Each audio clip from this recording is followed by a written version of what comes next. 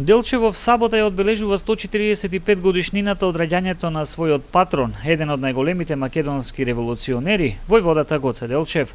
Името на големиот великан градот го добил во 1950 година, кога по ослободувањето Президиумот на Народното собрание на Народна република Македонија донесува одлука тогашното Царево село да биде преименувано во Делчево.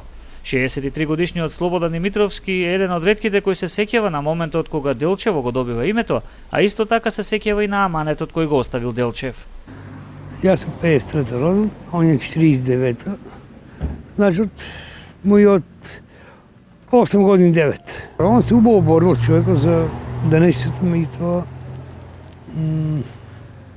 Дали на некој начин ние денес го живееме неговиот сон, еве се борел за ослободување? Ние го живееме неговиот сон, него дали ќе го оствариме?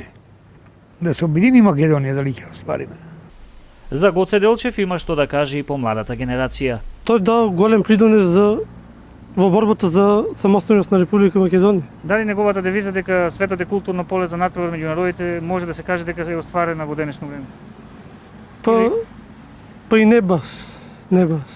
Повозрастните го паметат Делчево како место во кое речиси ништо не се случувало. Денес градот според последниот попис брои 11.500 жители, град кој како што велат анкетираните е едно мирно место за живење.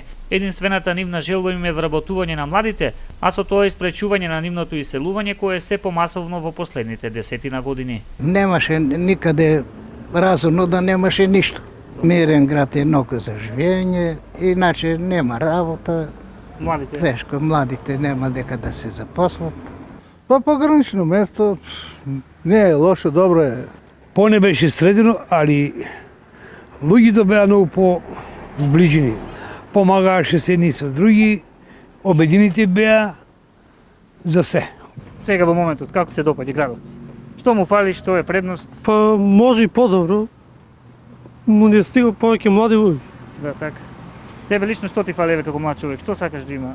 Па да има како? екзистенција за младите, работни места.